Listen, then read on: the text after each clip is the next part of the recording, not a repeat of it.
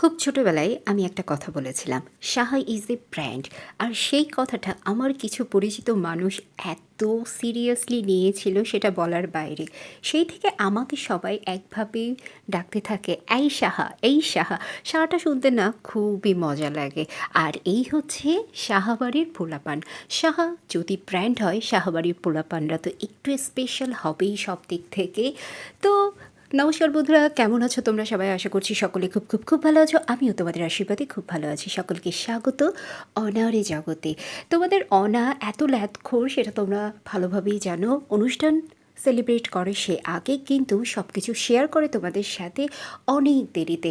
এটা ছিল নতুনটি কালী পুজোর পরবর্তী নাচের ভিডিও। তখনও আমাদের মায়ের পুজোর জোগাড় হয়ে গেছে, আর আমরা এই পোলাপানরা মিলে নাচাগানা করেছিলাম দীর্ঘ সময় ধরে।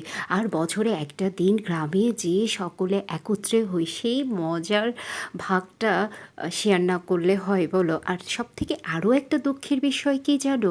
আমি একদিন হঠাৎ করে সকালে ঘুম থেকে উঠে দেখি আমার পুজোর যত সমস্ত ছবি এবং ভিডিও করা ছিল, মায়ের ভাসান শেষ করে আমাদের খুলনায় ফেরার পথে সমস্ত কিছুই না ডিলিট হয়ে গেছে।